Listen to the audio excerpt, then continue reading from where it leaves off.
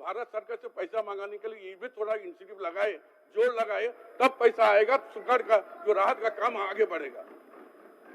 अब रविंद्र बाबू, अब जवाब हो गया? क्या जवाब हो गया महोदय? आप पूछिए तो। नहीं, आज क्वेश्चन आज तो नहीं डाला है महोदय, इतने दिन पहले क्वेश्चन हमने डाला, लेकिन पता कर लेना चाहिए कि कहाँ ग्राम सभा में एक भी गांव का तो उदाहरण बता दे। मंत्री बोल रहे हैं कि हम देखे हैं, देखने से क्या आपके हाथ में क्या है?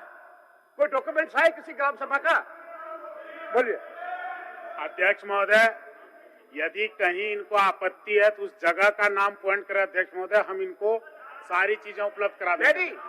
मैं चैलेंज के साथ करता हूँ, पूरे जगह कहीं भी ग्राम सभा नहीं हुआ और वहाँ पर बिना ग्राम सभा किए पट्टा दिया गया महोदय। अध्यक्ष महोदय, नियम के प्रावधानों के अनुकूल ही दिया गया। आप कुछ बोल रहे हैं?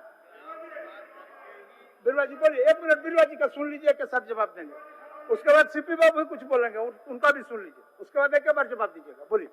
अध्यक्ष महोदय, चूंकि ये बहुत महत्वपूर्ण सवाल है, आदिवासी क्षेत्र से संबंधित मामला है और ये पेशा कानून से संबंधित मामला। ये बात सही है अध्यक्ष महोदय कि पेशा का सेक्शन 5 में ये स्पष्ट लिखा हुआ है कि जिस दिन से नियम अधिसूचित हो जाएगा, 1 साल के अंदर यदि अनुसूचित जिलों का जो भी राज्य का विधानमंडल है उसके अनुरूप कानून नहीं बनाती है तो पेशा कानून स्वतः लागू माना जाएगा।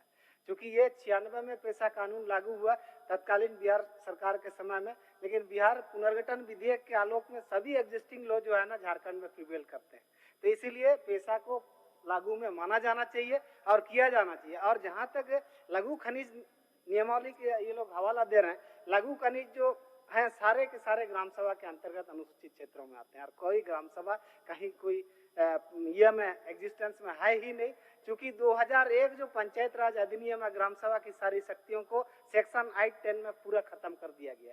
2001 में जो पंचायत राज कानून लागू किया गया उसमें पेशा का 96 का सारा कानून को समाप्त कर दिया गया और ये जो 96 पेशा है उसमें सिर्फ 23 प्रोविजन जो है ना पंचायत के इस अनुसूचित जिलों पे लागू। ये बहुत गंभीर विषय है।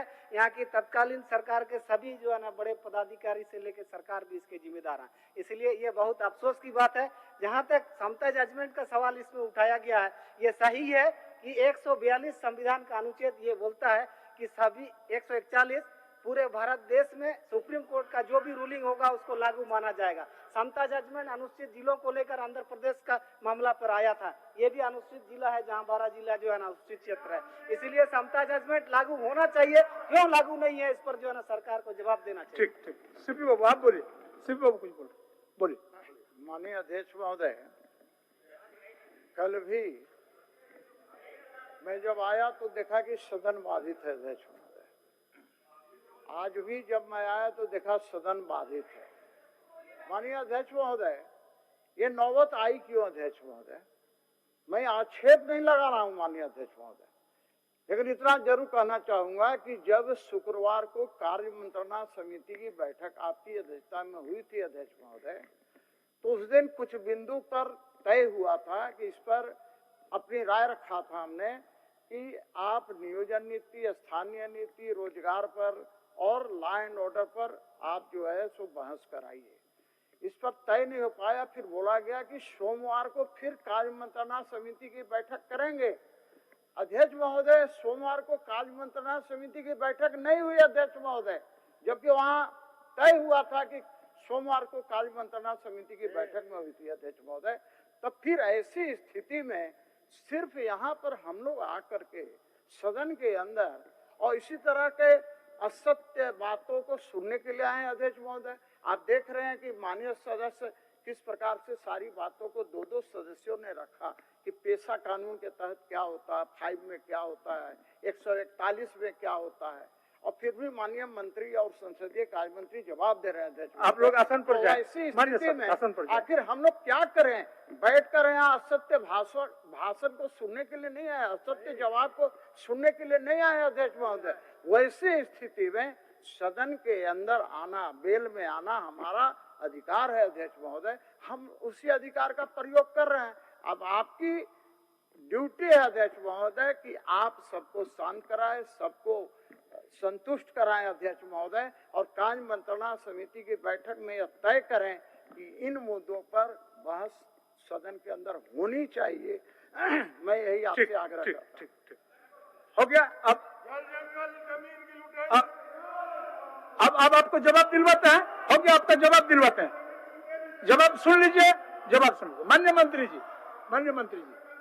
अध्यक्ष महोदय, जो माननीय सदस्य ने यह कहा है कि कहीं भी ग्राम सभा नहीं की गई लीज देने के पहले, तो अध्यक्ष महोदय यह लीज आज से ही नहीं, यह कई वर्षों की प्रक्रिया अध्यक्ष महोदय। और उस समय हमारी सरकार अभी है, कभी उनकी सरकार थी अध्यक्ष महोदय, तो हर समय नियमों का अनुपालन करके लीज दिया गया अध्यक्ष महोदय। खनन का कार्य शुरू किया गया अध्यक्ष महोदय। जो पैसा कानून जिसको लेकर बरुआ साहब ने संवेदनाएं व्यक्त की अध्यक्ष महोदय, तो 26 जुलाई 2023 को माननीय मुख्यमंत्री जी ने झारखंड राज्य के वासियों के भावनाओं के अनुरूप, यहाँ के जो रैयत है उनके भावनाओं के अनुरूप जो पैसा कानून एक्ट बनाने की नियमावली बनाने की जो प्रक्रिया चल रही है, पंचायती राज विभाग द्वारा गजट प्रकाशित किया गया अध्यक्ष महोदय, जिसको कि ऑब्जर्व किया गया। और इसके पेज संख्या अध्यक्ष महोदय आप देखेंगे अध्याय 8 में यह सब कुछ स्पष्ट रूप से लिखा हुआ है। पेज संख्या 19 में इन सबको मैं चाहे तो माननीय सदस्य को भी उपलब्ध करा सकता हूं अध्यक्ष महोदय, कि भावनाओं के अनुरूप ही सरकार बढ़ रही है। और जिन चीजों को पहले जो गलतियां हुई थी, जिनकी ओर ये बात इंगित कर रहे हैं माननीय मुख्यमंत्री जी के दिशा निर्देश पर, उन सब का समाधान इस जो प्रक्रियाधीन जो पैसा कानून बन रहा है अध्यक्ष महोदय, उसमें सभी बातों को समाहित करने का एक सकारात्मक प्रयास किया जा रहा है अध्यक्ष। मान्य सदस्य, देखिए माननीय मंत्री जी अभी भी सदन को गुमराह कर रहे हैं महोदय। जब ये बोल रहे कि अभी तक पैसा कानून का रेगुलेशन नहीं बना, कानून नहीं बना, नियम नहीं बना महोदय, तो फिर आप कैसे ग्राम सभा करा रहे हैं? मैं मानता हूं ठीक है 1 मिनट के लिए कि आपने ग्राम सभा कराया, लेकिन आप ग्राम सभा किस नियम के तहत करा रहे हैं जब आपका रेगुलेशन बना ही नहीं?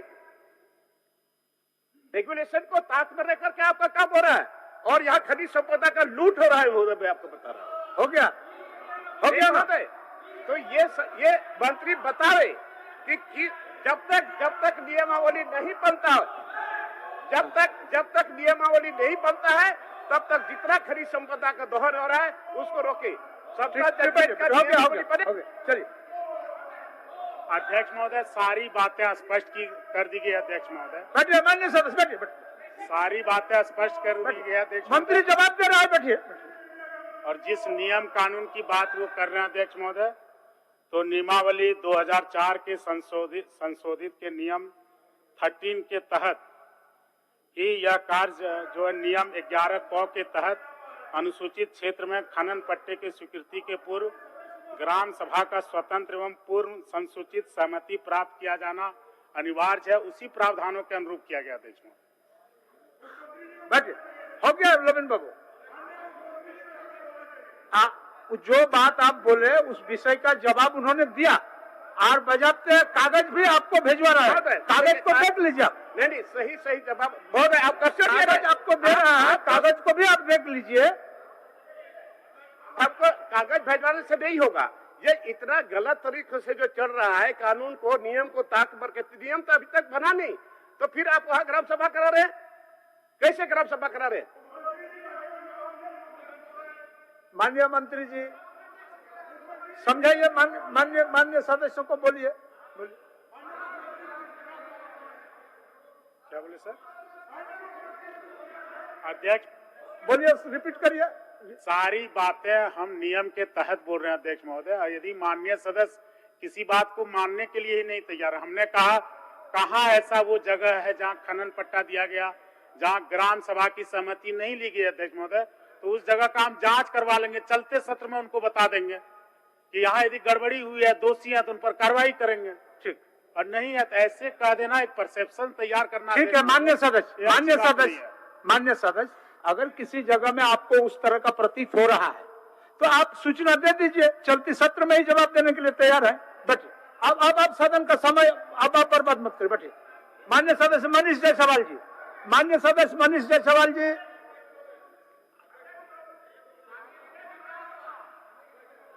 क्या बोल रहे हैं नीलकंठ बाबू? बोल।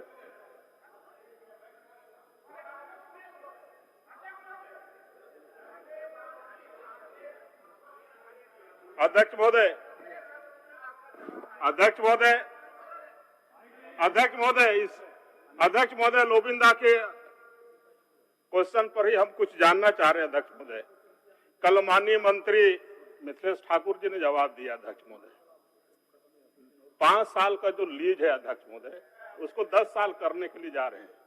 अध्यक्ष महोदय, क्या CNT एक्ट SPT एक्ट को अध्यक्ष महोदय संशोधन करने जा रही है क्या सरकार?